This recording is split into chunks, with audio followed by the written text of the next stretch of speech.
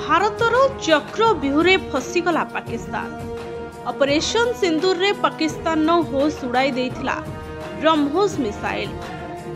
ପାକିସ୍ତାନ ଏୟାରବେସ୍ରେ ତାଣ୍ଡବ ରଚିଥିଲା ଭାରତର ଏହି ବ୍ରହ୍ମାସ୍ତ୍ର, ଯାହାକୁ ସ୍ୱୀକାର କରିଛନ୍ତି ପାକିସ୍ତାନ ପ୍ରଧାନମନ୍ତ୍ରୀ ଓ ପାକ୍ ପୂର୍ବତନ ଏୟାର ମାର୍ଶଲ।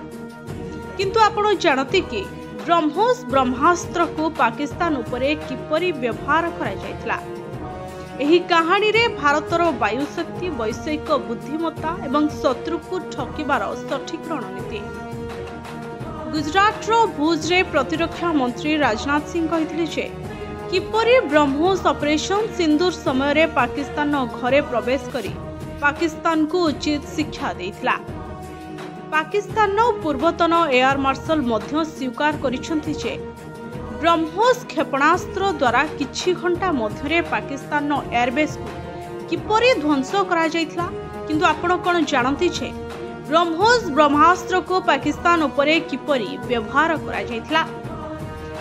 ଏହି କାହାଣୀଟି ହକି ସହବାଜ ଏବଂ ଧୃତ ମୁନିରଙ୍କ ପାଇଁ ବହୁତ ବିଚଳିତକର, କାରଣ ଏହି କାହାଣୀରେ ଭାରତର ବାୟୁଶକ୍ତି, ବୈଷୟିକ ବୁଦ୍ଧିମତ୍ତା ଏବଂ ଶତ୍ରୁକୁ ଠକିବାର ରଣନୀତି ରହିଛି।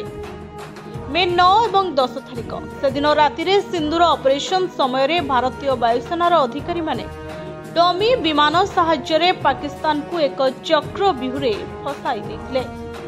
ଭାରତ ପ୍ରଥମେ ପାକିସ୍ତାନ ଆଡ଼କୁ ଡମି ବିମାନ ପଠାଇଥିଲା। ପାକିସ୍ତାନର ରାଡାରରେ ଏହି ଡମି ବିମାନଗୁଡ଼ିକ ଲଢୁଆ ବିମାନ ପରି ଦେଖାଯାଉଥିଲା।